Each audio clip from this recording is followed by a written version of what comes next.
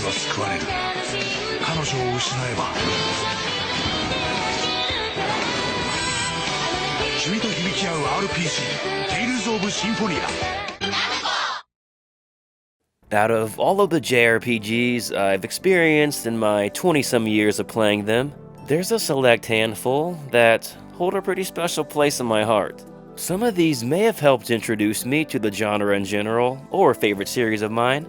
Others, I might have played them during a really memorable part of my life, and the rest are just amazing games in their own right. For me, Tales of Symphonia falls under all three of these categories. I played this one for the first time during my senior year of high school, a handful of years after its initial release, and while it wasn't the first Tales of game that I ever played, it was the one that made me fall in love with the franchise. It just does so many things right, and immersed me in a way that very few JRPGs ever had before. The goal of this retrospective will be to show you guys why it is I feel this way. I know it probably sounds like I'm biased as hell, but don't worry. Like all of our other previous retrospectives, I'll do my best to put the nostalgia goggles down and try to look at the game from all angles. Of course, I'll focus on the game's strengths, but that doesn't mean that I won't hesitate to mention some of the flaws as well. Not to say that it has a lot of flaws or anything, but like all games, it does have some. Before we get into that though, let's go into the history behind it a little bit first. Tales of Symphonia is the fifth mothership title in the long-running Tales of franchise, and came out for the GameCube in 2003 in Japan, and 2004 in North America and Europe. Man, considering there's 17 mainline entries in the Tales of series now with Tales of Arise, it's pretty crazy to think how old Symphonia now actually is. Shit, as if I didn't feel old enough already. Anyway, for those interested in learning more about the history of this incredibly deep franchise, we did just release a complete series retrospective a few weeks ago, so check that one out. Back to Symphonia itself, when this one came out, it sold extremely well. By far the best-selling Tales of title to date up until that point, with a lot of those sales coming overseas. In the West, Tales of Symphonia put the Tales of series on the map. It was a huge overhaul from the titles before it, and was the first time for the series to go into 3D, which played a pretty big role, I think. The timing of it as well couldn't have been more perfect. Like many other JRPGs, the Tales of series initially got its start on a Nintendo console with the Super Nintendo. Due to the whole cartridge CD-ROM controversy though, which is entirely out of the scope of this video, a lot of JRPG developers left Nintendo the next console generation and migrated over to the PlayStation instead. Namco, along with their Tales of series, were no exception. This led to the Nintendo 64 getting like 0 traditional JRPGs, so when Tales of Symphonia made its way to the GameCube next console generation, it was just what Dr. Mario had ordered. It received amazing critic reception with 8s and 9s everywhere and brought a ton of new fans to the series. The GameCube version is the first version I ever played. However, for this video, I did play the Steam port instead. This one is based on the Japanese-only PS2 version of the game, which did make its way over to America via PS3 in 2014 for the Chronicles edition, before it was ported over to the PC a couple years later. So yeah, this one has some extra content compared to the initial GameCube release, with some extra skits, some extra costumes, and stuff like that. It is important to note, however, that this version only runs at 30 FPS compared to the 60 FPS of the GameCube version. I'm usually not a snob when it comes to stuff like this, but I'm not gonna lie, I did notice a little bit of a difference. It's definitely not unplayable by any means, but it did seem to get a little choppy on occasion. Nothing that bad though. Anyway, I just thought I should point that out for those that really care about that stuff. Now, with all that cleared up, let's finally dive into the main content of this video. This, my friends, is a retrospective over Tales of Symphonia.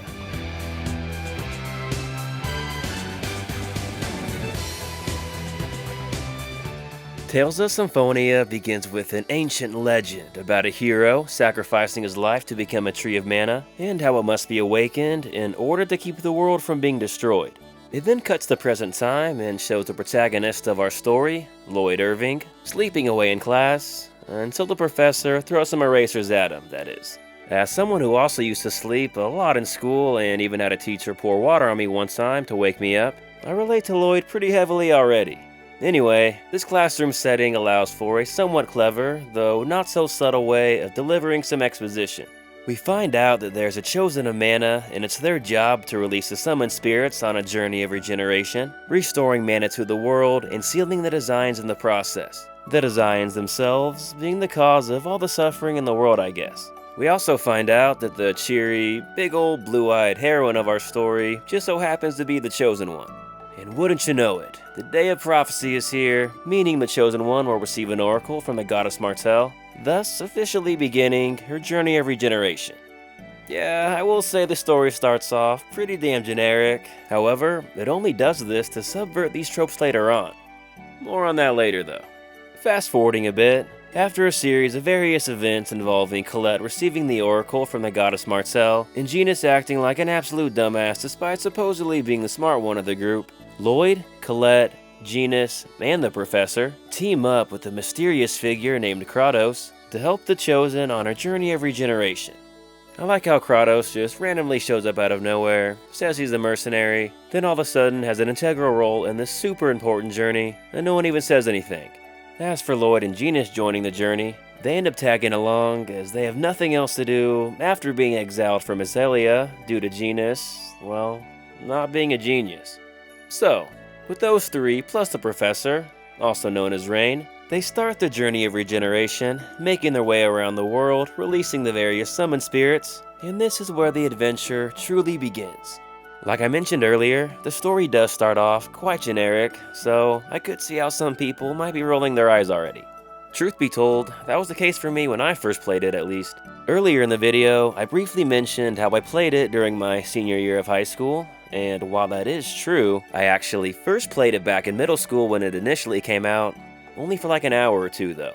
That was at a time in my life when I was into more edgier and darker stuff and probably just played Xenogears for the first time and was all like, what is this kiddie shit? This is stupid. Fortunately, I grew out of being a moron and eventually played this one from a different perspective, and man, am I glad I did.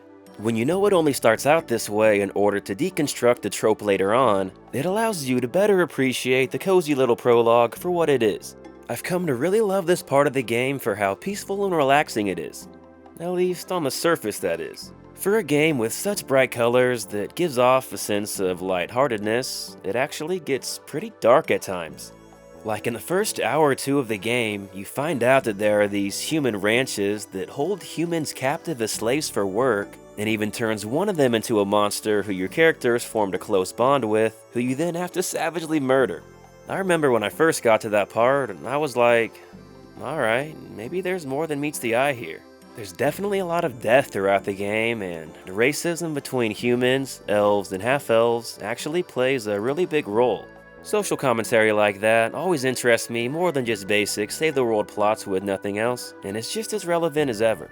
Overall, I do think this is one of the stronger stories in the Tales of series, as it just captivates me more than most. What's also quite interesting is that it actually takes place in the same universe as the first Tales of game ever, Tales of Fantasia, and has a lot of references and connections between them.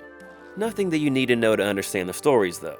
Symphonia takes place 4,000 years before Fantasia, so there's a lot of similar locations such as the Ymir Forest, Heimdall, Darius Karlon, Silverant and Sethayala themselves, Sheena from Symphonia is an ancestor of Suzu from Fantasia, and hell, the unicorn scene from both games is basically the exact same.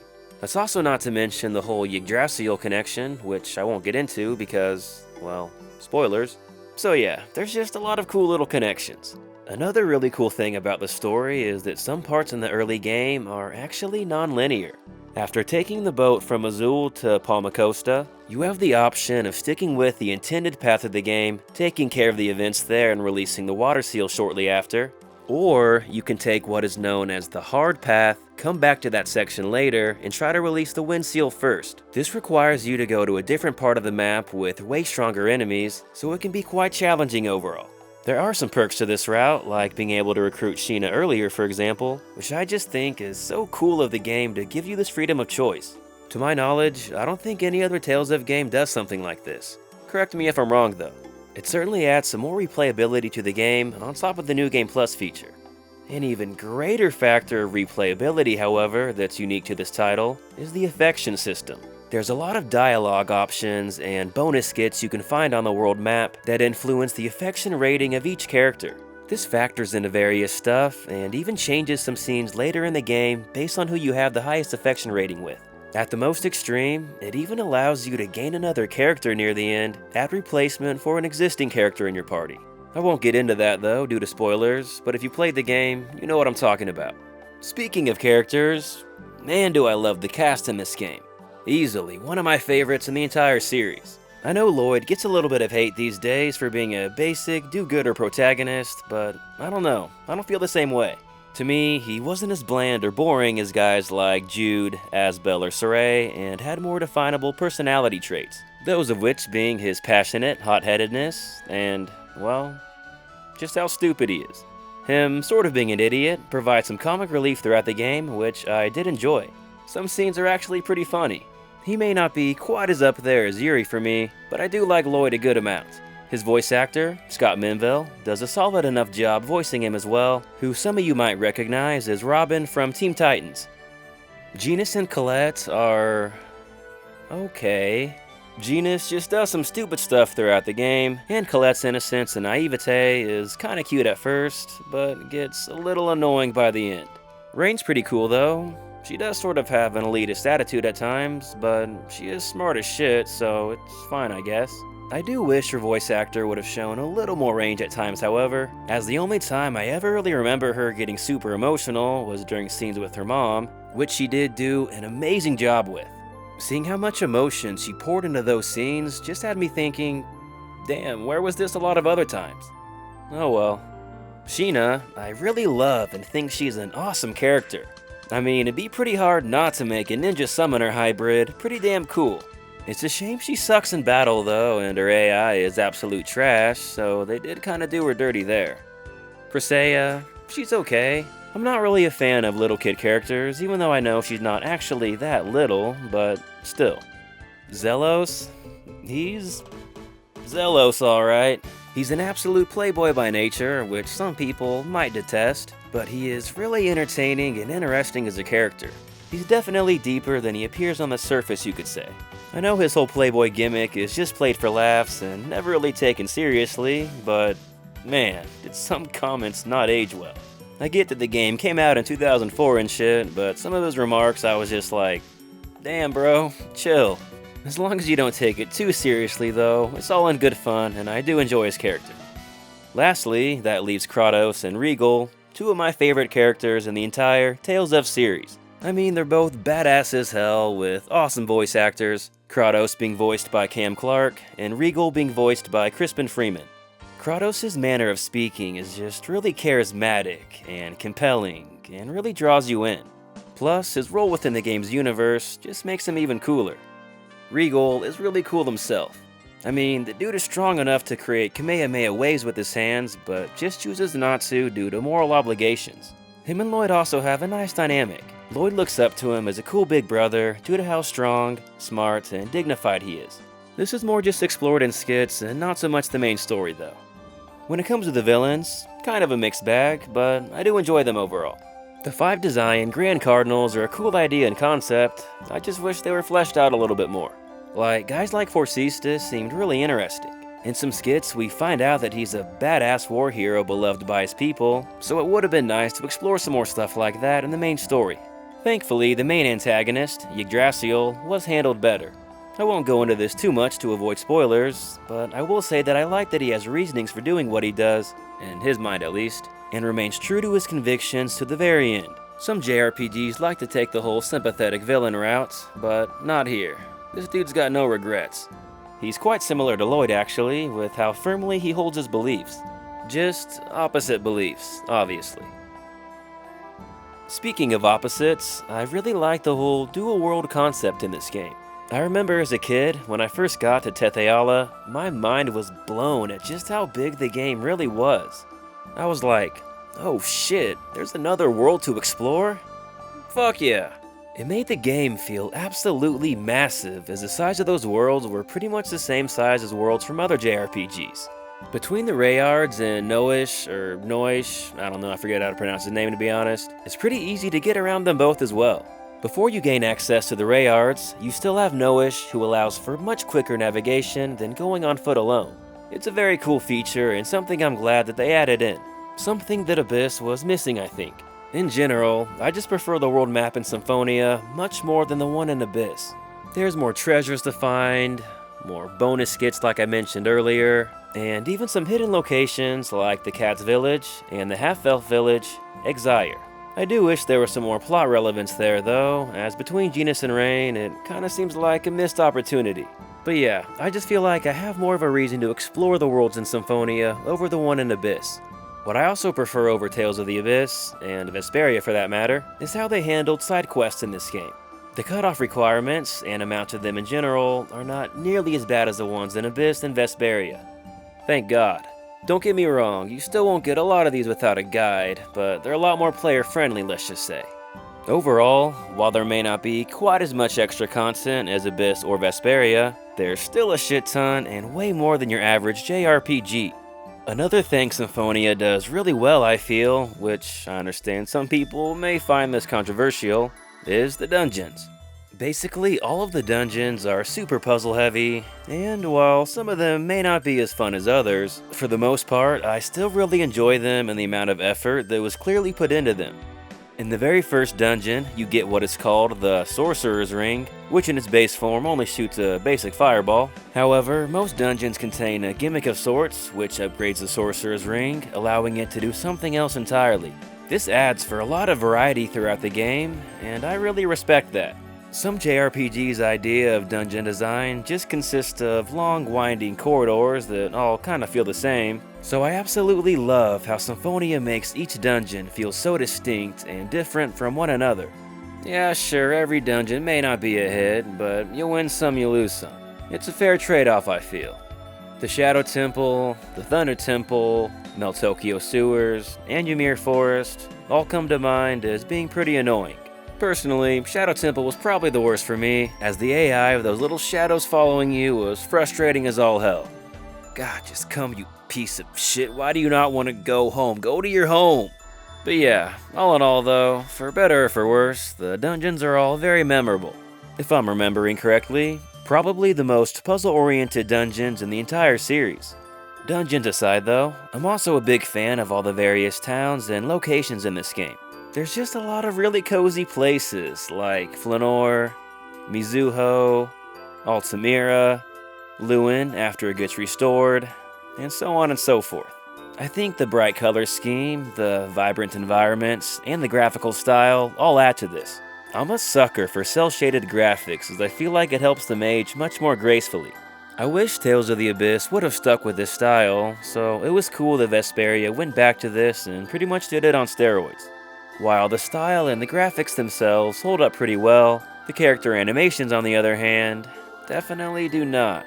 Tales of Symphonia was a really early GameCube title after all, and it does show in that regard. A lot of the animations are just pretty stiff and are repeated a lot. Honestly, it kinda makes some supposed to be dramatic scenes a little funny, which is obviously not supposed to be the intention. It's probably the aspect of the game that's aged the most in my opinion. Thankfully, the presentation and cinematography behind some scenes are much better. The way the camera pans around at different angles during some cutscenes does a great job to immerse you in, allowing you to take in the scenery and appreciate the beauty of the full environment like you're actually there. The music usually does a good job to set the scene as well. Motoi Sakuraba does what he does and gives us a pretty solid OST here. I wouldn't say it's the best in the series, but in my opinion, it's closer to the top than the bottom and has some standout tracks. Now, with all that said, I think it's finally about time to move on to the battle system. Compared to its predecessors, Tales of Symphonia was a huge leap forward in this regard. It was the first time the series had diverged from strictly 2D combat with a multi-line linear motion battle system. Battles still weren't quite in full 3D yet, as you could still really only move in some preset lines. There were just multiple lines you could move on, as the name implied. This changed up combat really significantly, to say the least. It's probably a pretty big factor why I was able to get into this one so much, despite playing previous Tales games before it. If you're comparing it to later Tales games though, it's gonna feel a little dated in some aspects, but I still had a lot of fun with it on this recent playthrough. Sometimes, less is more, and the simplicity of it all makes it quite enjoyable. With some mechanics, some later Tales of titles can be a little too convoluted for their own good, in my opinion at least. With that said, the combat in Symphonia isn't just extremely simple though. It does have some complexity to it. Performing arts is no different than any other Tales of title, and unison attacks are pretty basic, but the strike and technical system is quite unique. Each character can either lean towards a strike or technical style on a spectrum, which influences the advanced arts they learn later on. Some characters do have an obviously stronger style, but a lot of it is going to come down to personal preference. To impact this, you can equip what the game calls X-Gems. In addition to influencing your strike and technical growth, X-Gems grant a variety of bonus effects, such as increasing attack, increasing your movement speed, increasing the number of hits in a basic combo, and stuff like that. There's certainly a lot of options to mold your characters how you see fit. For being in such a linear genre by nature, I just really appreciate the amount of freedom the developers gave you in this game. From the battles, to the affection system, to even the order in which you choose to tackle some of the game's events. The amounts of effort, heart, and passion they put into this project is just so abundantly clear. There's so many extra little details that most players wouldn't even notice. Like, take the cooking system for example. There's so many seemingly random side conversations and skits where a character will talk about their disdain or love for a certain food, and you might just think it's a random thing of no substance. However, it does actually play a role in how they alter their recipes. Sheena, being from a Japanese-inspired village, is the only one who can add miso to her rice balls. Regal, having grown up near the coast in Altamira, is naturally quite fond of seafood and is the only one who adds it to dishes like ramen.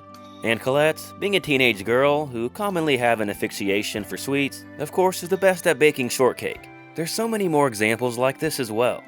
Obviously, stuff like this doesn't have a huge impact on the game. It's just really cool to see all the little small details and interconnectivity they put between them all. Stuff like this is what helps make the game so special in my opinion. Plus, it just helps the characters feel more like real, relatable people. They didn't have to add details like this in the game, but they did. What I'm also really glad that they added to the game are the skits. For whatever reason, this was the first time they actually localized skits in a Western Tales of release. Damn, was it about time? These play such a huge factor in fleshing out the characters more than the personalities they show in story scenes. A lot of it is just slice of life stuff to add some extra dynamic to the characters' relationships, but there'll sometimes be some very significant plot-related information kept in skits alone. You get some really interesting insight on events and characters' perspectives you wouldn't have otherwise seen. Like I mentioned in our Tales of series retrospective video, these are an essential part of the Tales of experience.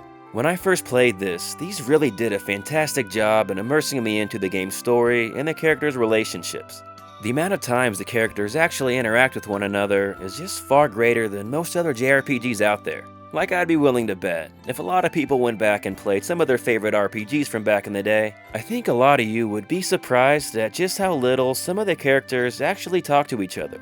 Tales of Symphonia, and really just the Tales of series in general, is leagues above the competition in this regard, and honestly, just as a game overall. So yeah, I hope I've done a good enough job at showing just how special this game really is. It may not be for everyone, but for the people that really value the aspects that this game excels in, then I think it's pretty easy to see why this is not only one of the most enjoyable experiences in the Tales of series, but also one of the most enjoyable experiences in the entire JRPG genre. Hats off to you, my friend. Thanks for the memories. And that about wraps up this retrospective. With how iconic and huge in scope Tales of Symphonia is, there's just no way I could do it full justice in a 20-some minute video. There's still a lot of stuff I didn't even get to cover, like all the various titles you can collect throughout the game which affect your stat growth. And yeah, there's just a lot in this game.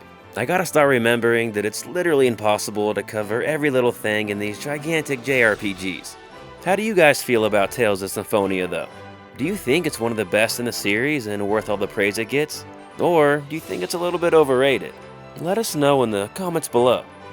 As always, I want to give a huge thanks to our Patreon supporters. All your support and generosity is greatly appreciated. Other than that, Thanks a bunch for watching, everyone, and hope you have an awesome day. This is Gaming Reductions. Until next time.